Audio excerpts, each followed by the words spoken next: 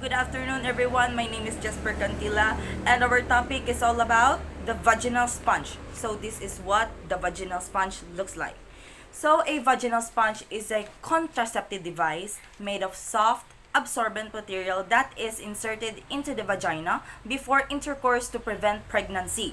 It contains spermicide, which helps immobilize and kill sperm, reducing the chance of fertilization. So, vaginal sponge is kanang kuan siya, contraceptive device siya nga naay spermicide para mapugnan ang pregnancy. So, for more let's dive into how it works. So, Miss Richelle Nini, continue. So once again, good afternoon. My name is Rachel Jane Nini. So my assigned topic is to explain how it works under the vaginal sponge. So first, the sponge is moistened with water to activate the sperm cell. So kinahanglan nato siya basaon para ma-activate yung sperm cell. Ang ato kinahanglan basaon ng vaginal sponge before siya isulod sa ato ang vagina. So, it is inserted deep into the vagina covering the cervix. So, kinahanglan siya isulod sa ato ang vagina. Just like for example, kani siya ato ang vagina. So, nana siya ibangag, isulod na to ang katong vaginal sponge. Vaginal sponge is more siya like gihapon sa tampons nga i-insert mo siya sa sulod, pero ang kaibahan lang kay kini siya para ma-activate ang sperm cell.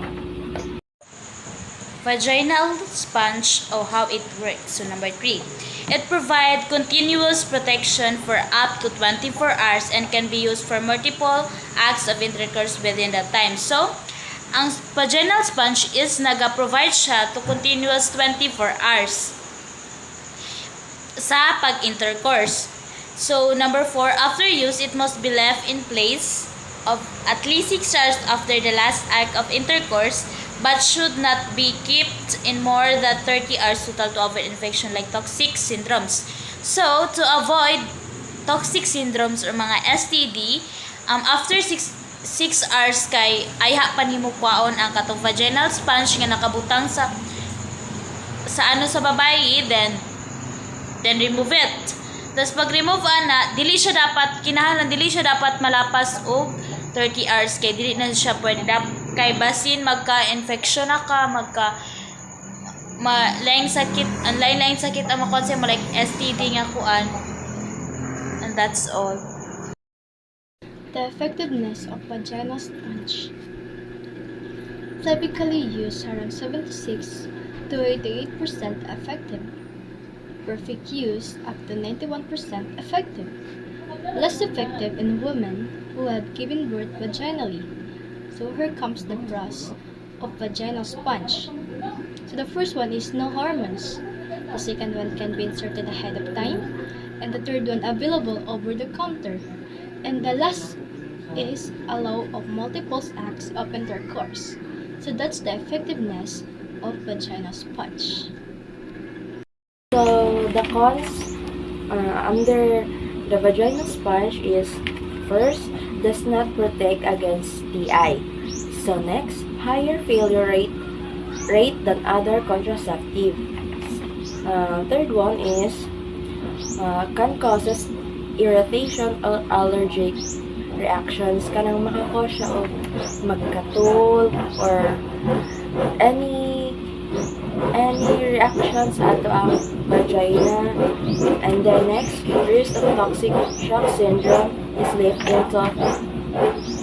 into lung. Good afternoon once again, so let's continue. The vaginal sponge is a barrier method of birth control that is inserted into the vagina to prevent pregnancy. So, here's a step-by-step guide on how to use a vaginal sponge. Number 1, this is before insertion. Choose the right size. Vaginal sponges come in different sizes. Choose the size that fits you comfortably. So, kanang mag-choose ka og vaginal sponge nga size, make sure nga masiyang ka dito or comfortable ka kay para mas intact ang vaginal sponge sa imong cervix. So, number 2, wet the sponge. Moisten the sponge with water to make it easier to insert. Mas nindot siya kung bas-o nimo daan ang sponge kay para mas nindot ang insertion padulong sa imong cervix. And number 3, apply spermicide. Apply a small amount of spermicide to the sponge if recommended by the manufacturer. So, magbutang ka og spermicide sa sponge kay para mo-activate ang spermicide dito. Kay nahanglan mabutngan siya og spermicide. And going back to the how it works number 1 is the sponge is moistened with water to activate the spermicide. So kinahanglan jud ang sponge bas-on og tubig kay para mo activate ang spermicide and para ma-fit sa imong cervix perfectly. So, next is insertion. Under gihapon siya sa vaginal sponge kung paunsa siya isulod. Okay. First, find a comfortable position sa mangita ka o kanang kung asa ka komportable nga mulingkod. And then, sit on the toilet. Stand with one foot on the toilet or lie on your back with your knees bent. So, mangita ka comfortable nga position and then malingkod ka and then i-stand di mo ang isa nimo ka tiil and then magbilakad ana and or i-bend di mo ang isa nimo panis. So second is insert the sponge kung paunsa siya isulod. Okay. Gently push the sponge into the vagina. So kanang hinay-hinay lang nga isulod mo ang sponge sa bangag sa imong vagina and then aiming towards back. Make sure the sponge is inserted as far it will go. So make sure jud nimo or isigurado jud nimo nga na-insert siya in a right way. Okay, next, check the position. So use your finger to check that the sponge is covering the cervix. So, check the position. So, kinahanglan mo siya ilang taon. Or check, gunitan mo siya or pwede mo siya puutod na sulod para makuha mo o plaster mo siya pagka-butang sa pag-cover sa imong cervix. So, that's all. So, good morning, ma'am. I am Kathleen Joy Dumugod and this is my report. After insertion of the vaginal sponge, leave it in a place or put it on the vagina, the uterus of the vaginal of the girl. Leave the sponge in place for at least 6 hours after intercourse. So, leave the sponge in 6 hours after intercourse or paghuman og intercourse. To remove and resense. Remove the sponge and resense with warm water. So remove, when you say remove, it is kuhaon. And the resense or ibabad. Remove the sponge and resense if it warm or water. So, ibabad nimo siya ang kini nga sponge sa tubig. And that's it. Reinsert the sponge if you want plan to 6.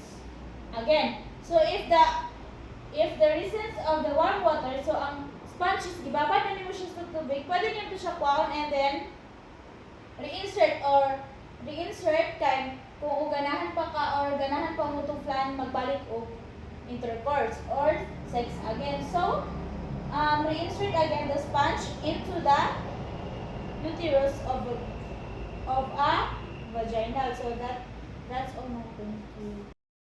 Lots of vaginal sponge. Used with spermicide. So we need to use spermicide to increase its effectiveness. And the second one is do not use during menstruation. So ginadili siya kailangan gamiton if naka-mens. It's because ang sponge is nagapugong siya sa imong cervix. So di siya kailangan gamiton kasi if imo siyang gamiton na ay tendency nga ma-infection ka kay imuhang mens is dito pod nagagawas. And the third one is replace every 12 hours.